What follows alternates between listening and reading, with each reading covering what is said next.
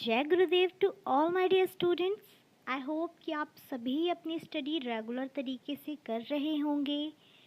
सो dear students, आज मैं आप लोगों के लिए क्लास 5 से एक बहुत ही ज़्यादा इंटरेस्टिंग पोयम लेकर आई हूँ जिसका नेम है from our railway carriage. This is an most important poem that's name from a railway carriage which is written by RL. It means Robert Louis Stevenson. So don't waste our time. Let's start. But before starting, dear students, आपके लिए ये video काफ़ी ज़्यादा interesting and valuable होने वाला है, तो video को ज़रूर लाइक करें, अपने सभी दोस्तों के साथ वीडियो को शेयर करें। साथ ही साथ यदि आप मेरे चैनल पर पहली बार विज़िट कर रहे हैं तो चैनल को सब्सक्राइब ज़रूर करें एंड वीडियो को बिना स्किप किए लास्ट तक ज़रूर देखें। हम अपनी पोयम का एक्सप्लेनेशन स्टार्ट करते हैं। डियर स्टूडेंट्स, जैसा कि आप सभी जानते हैं इस पोयम में 2 स्टैंजा हैं। There are 2 stanza in this poem. हम एक स्टैंजा को 2 पार्ट में डिवाइड करेंगे। हम 4 लाइन्स के बारे में हम इस फर्स्ट स्टैंजा को 2 पार्ट में डिवाइड करते हैं। पहले हम इन 4 लाइनों की मीनिंग को समझेंगे and then other 4 lines. So dear students, please आप सभी अपने पास अपनी पेंसिल एंड नोटबुक निकाल कर रखें ताकि जो भी टफ वर्ड्स हो आप उनकी मीनिंग्स को नोट डाउन कर सकें। So let's start. Faeries. Faeries मतलब होता है परियां। विचेस। विचेस मीन्स होता है चुड़ैल। ब्रिज मतलब होता है पुल। हाउस मीन्स घर। हेजिस। हेजिस मतलब क्या होता है? हेजिस मतलब होती है बाड़। बाढ़ नहीं, इट्स बाड़। And ditches. डिचेस मतलब होती है खाइयाँ। Charging along like troops in a battle. Battle means होता है युद्ध एंड लाइक ट्रूप्स मतलब सेना के या फिर सेना के सैनिकों के जैसे। And meadows. मेडोज मतलब होता है हरी हरी घास वाले हरे खेत। हॉर्स मतलब घोड़ा। कैटल मीन्स मवेशी या फिर पशु। अब हम इनकी मीनिंग जानने स्टार्ट करते हैं, एक्सप्लेनेशन स्टार्ट करते हैं 4 लाइन्स का। Faster than fairies, faster than witches, bridges and houses, hedges and ditches, and charging along like troops in a battle, all through the meadows, the horses and cattle. Explanation start होता है। Dear students, जैसा कि आप सभी जानते हैं ये poem Robert Louis Stevenson द्वारा लिखी गई है। एक बार रॉबर्ट लुइस ट्रेन से ट्रैवल कर रहे थे, तो ट्रेन से ट्रैवल करते समय वो जब अपनी खिड़की के पास बैठकर उन्होंने चलती हुई ट्रेन से जो नज़ारे देखे, जो उन्होंने फील किया, जो उनका एहसास थे, उन सभी फीलिंग्स को, उन सभी बातों को, उन सारे नज़ारों को उन्होंने अपनी इस पोयम के ज़रिए हमें बताने की कोशिश की है। तो फर्स्ट 4 लाइन में रॉबर्ट कहते हैं, कवि कहते हैं कि परियों और, कवि क्या कहते हैं? कवि कहते हैं कि परियों और चुड़ैलों, परियों और चुड़ैलों के उड़ने की तुलना में, क्या? परियों और चुड़ैलों के उड़ने की तुलना में ट्रेन ज़्यादा अधिक तेज चलती है। मतलब कहते हैं कवि कि यदि ट्रेन के चलने की गति को हम परियों और चुड़ैलों की गति से मैच करें तो चुड़ैलों और परियों की गति ट्रेन की गति से धीमी होती है, मतलब ट्रेन की गति ज़्यादा तेज होती है। और जब ट्रेन आगे बढ़ती है तो ऐसा लगता है कि जैसे सैनिक युद्ध के मैदान में दुश्मन पर क्या कर रहे हैं? हमला कर रहे हैं। चलते हैं ना, सारे डब्बे एक साथ आगे बढ़ते रहते हैं लाइन बाय लाइन, तो ऐसा लगता है कि युद्ध होने वाला है और एक युद्ध के मैदान में सैनिक दुश्मन पर क्या कर रहे हैं? हमला करते हैं। और ऐसा कब लगता है? जब ट्रेन आगे बढ़ती है। जब ट्रेन आगे बढ़ती है तो वह पुलों को, घरों को, बाड़ियों को, खाइयों को, सबको तेज़ी से पार करती हुई पीछे छोड़ देती है। इन सभी नज़ारों को पीछे छोड़ती हुई ट्रेन आगे उन हरे खेतों को भी पीछे छोड़ देती है जहाँ घोड़े, गाय, बकरियाँ या फिर मवेशी क्या कर रहे हैं, चर रहे हैं। Alright, next 4 lines. Site, site मतलब क्या होता है, दृश्य, नज़ारा। हिल मीन्स होता है पर्वत, प्लेन मतलब समतल, थिक मतलब पतला, ड्राइविंग रेन मतलब पानी की बूंदें, विंग ऑफ एन आई मतलब होता है पलक झपकना, पेंटेड मतलब चित्रकारी, विजुअल मतलब सीटी। सो इन 4 लाइन्स का मीनिंग है all of the sides of the hill and the plain fly as thick as driving rain, and ever again in the wing of an eye painted stations whistle by। इसका मतलब होता है, आगे कवि क्या कहना चाहते हैं, आगे कवि कहते हैं कि जब ट्रेन अपनी गति से आगे बढ़ती है तो उसके सामने कई सारे ऐसे नज़ारे आते हैं। जैसे जब ट्रेन आगे बढ़ती है तो कभी हमें पर्वत दिखाई देते हैं, कभी हमें समतल मैदान दिखाई देते हैं। तो ट्रेन इन सभी नज़ारों को, इन सभी दृश्यों को बहुत ही तेज़ी से क्या कर देती है, पार करके आगे बढ़ जाती है। जैसे तूफान के आने पर बारिश की एक बूंद दूसरी बूंद के जस्ट बाद आती है, उसी तरह जो ट्रेन होती है वो एक ही सीटी में कभी कभी स्टेशनों को पार कर जाती है, सारे नज़ारों को, सारे दृश्यों को एक ही बार में पार कर जाती है। इसका मतलब क्या हुआ, जब हम मान लीजिए कभी ट्रेन के डिब्बे पर बैठे हैं तो वो देख रहे थे, तो ट्रेन गुजर रही है तो कभी हमें पर्वत दिखाई देते हैं, है ना, कभी हमें क्या दिखाई देता है, कभी हमें पर्वत दिखाई देते हैं, कभी हमें कोई बड़ा सा मैदान दिखाई देता है। तो कभी कभी क्या होता है, स्टेशंस दिखाई देते हैं।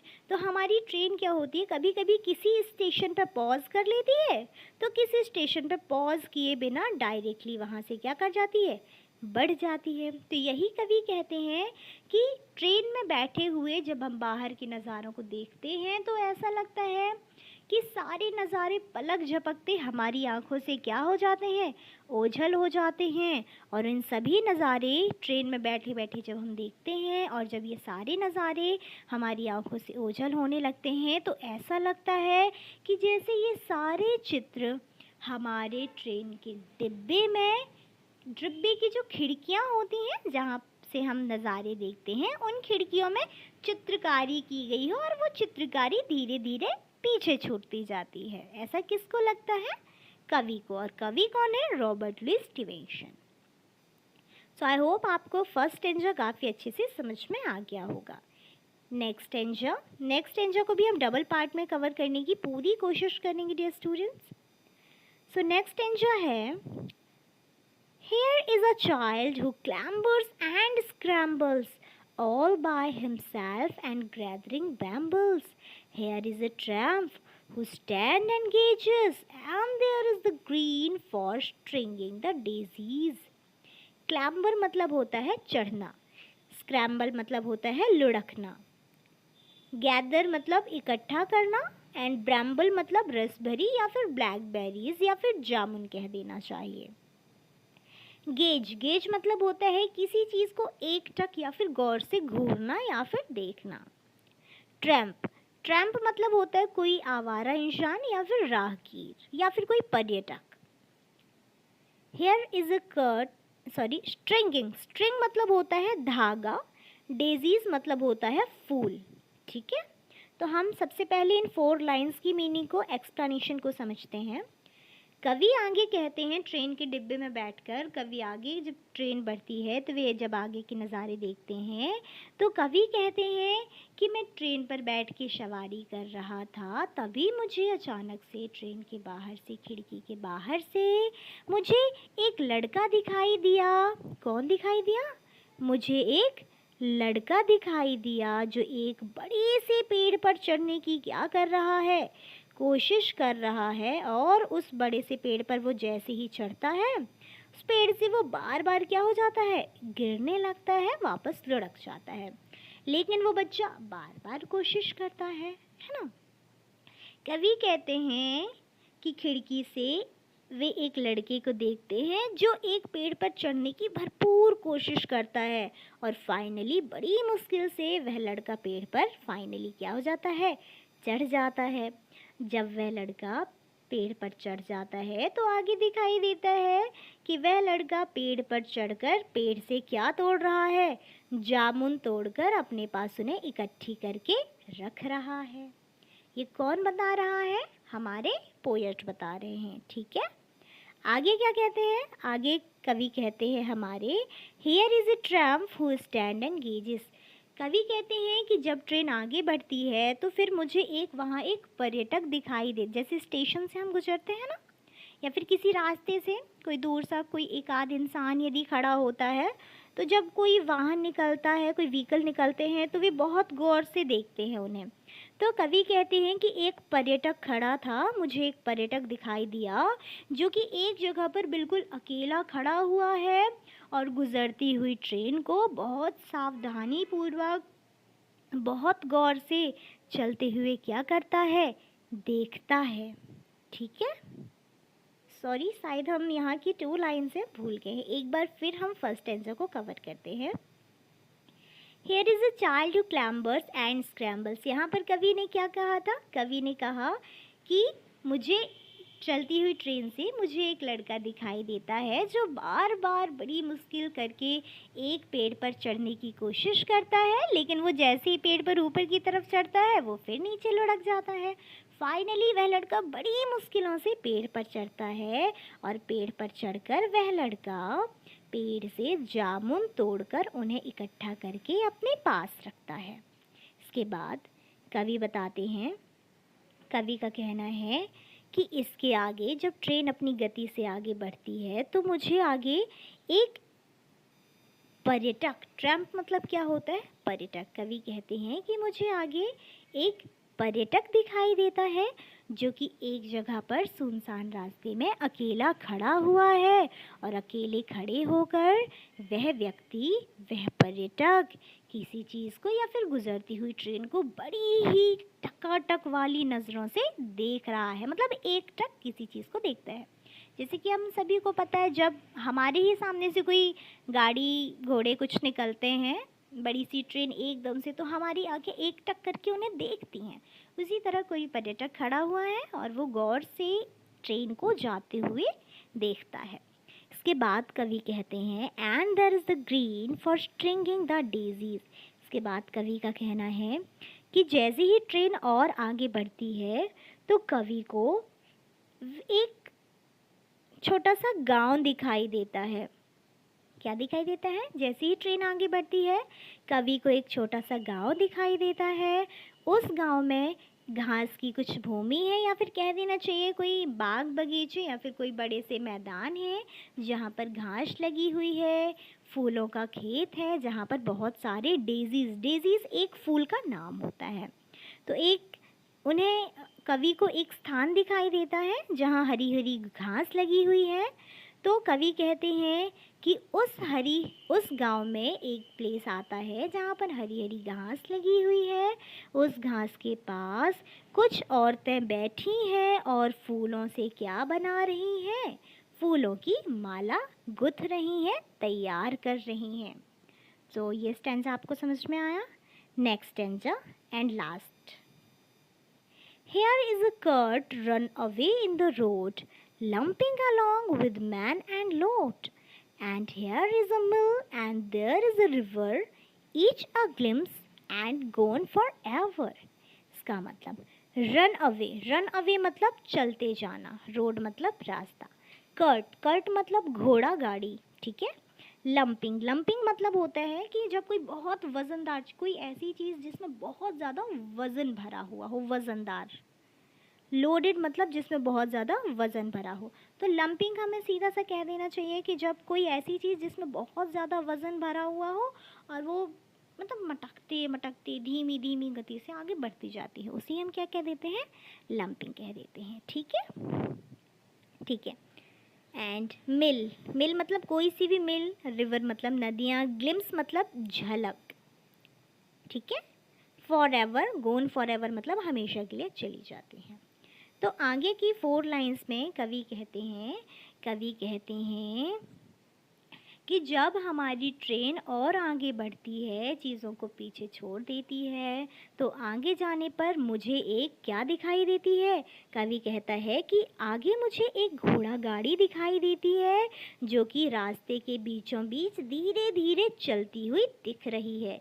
कवि को एक घोड़ा गाड़ी दिखाई देती है जो रास्ते के बीचों बीच चलती हुई दिख रही है, जो इतने ज़्यादा लोड से भरी हुई है कि एक गाड़ी चालक रोड के मतलब एक बहुत एक घोड़ा गाड़ी है जिसमें बहुत सारा सामान रखा हुआ है, बहुत ज़्यादा वो उससे भरी हुई है, उस पर बहुत ज़्यादा वज़न है और उस वज़न के बावजूद घोड़ा चालक, गाड़ी चालक उस गाड़ी को क्या कर रहा है, लोड के ऊपर बैठा है और गाड़ी को चला रहा है। आगे कवि कहते हैं कि वह ट्रेन में यात्रा करते समय एक पानी की नदी भी दिखाई देती है उन्हें। क्या कहते हैं कवि कहते हैं कि जब हमारी ट्रेन और आगे बढ़ती है तो मुझे आगे एक कुछ नदियाँ दिखाई देती हैं, एक नदी दिखाई देती है, नदी के आगे जाने पर एक बड़ी सी मिल दिखाई देती है और इसी प्रकार मुझे बहुत सारे कई अन्य नज़ारे भी देखने को मिलते हैं। Each a glimpse and gone for ever, कवि का कहना है कि ये सारी वस्तुएं जो मुझे दिखाई देती हैं, ऐसा लगता है कि मुझे सिर्फ इनकी एक झलक ही मिलती है। जैसे ही ट्रेन आगे बढ़ जाती है ये सारी चीज़ें बिल्कुल उसी तरह पीछे छूट जाती हैं जैसे कि अब कभी भी दोबारा वो मुझे नहीं दिखाई देंगी। ठीक है, एक बार और हम इन 4 लाइंस को समझने की कोशिश करते हैं ताकि जो भी कन्फ्यूजन्स हों वो क्लियर हो जाएं। लास्ट पैराग्राफ में कवि कहते हैं कि वे अपनी ट्रेन पर बैठे बैठे उन्हें दिखाई, वे जब बाहर की तरफ देखते हैं तो वे कहते हैं कि एक गाड़ी को हाईवे मतलब रास्ता, वही रोड, कवि कहते हैं कि वह एक गाड़ी को हाईवे के बीचों बीच धीरे धीरे चलते हुए देखते हैं जो पूरी तरह लोडेड है, मतलब जिसमें पूरा बहुत ज़्यादा वज़न भरा हुआ है और उसी वज़न के बीच एक गाड़ी चालक उस लोडेड सामान के ऊपर बैठा हुआ है। साथ ही साथ कवि ट्रेन में यात्रा करते समय एक पानी की क्या देखते हैं, एक पानी की नदी दिखाई देती है, साथ ही साथ उन्हें कुछ मिल भी दिखाई देती हैं। ये सभी वस्तुएं कवि को इस तरह दिखाई देती हैं कि जैसे आँखें, खुली आँखों से जब हम कुछ देखते हैं और जैसे ही हम अपनी पलकें झपकाते हैं वो चीज़ें हमारी आँखों से ओझल हो जाती हैं। उन चीज़ों की सिर्फ कवि को एक झलक ही देखने मिलती है, क्योंकि जैसे ही गाड़ी आगे बढ़ जाती है तो वे सारी चीज़ें ऐसे प्रतीत होती हैं कि वे अब कभी भी देखने को नहीं मिलेंगी। ओके स्टूडेंट्स, आई होप कि सारी पोएम आपको अच्छी तरह से समझ में आ गई होगी। तो डियर स्टूडेंट्स, यदि वीडियो आपको पसंद आ गया है तो वीडियो को जल्दी से लाइक कर दें। साथ ही साथ यदि आप पहली बार चैनल पर आए हैं तो चैनल को सब्सक्राइब करें और अपने सभी दोस्तों के साथ वीडियो को शेयर करें। एंड इसी के साथ डियर स्टूडेंट्स, कुछ ही दिनों में हम इंग्लिश ग्रामर की लाइव क्लासेस लेकर आ रहे हैं जो आप सभी के लिए काफ़ी ज़्यादा इम्पॉर्टेंट होंगी। हर क्लास के स्टूडेंट्स के लिए वे ग्रामर क्लासेस काफ़ी ज़्यादा इम्पॉर्टेंट होंगी, तो आप सभी एक्टिव रहें। Okay, so thanks for watching this video. Once again, जय गुरुदेव टू ऑल द स्टूडेंट्स।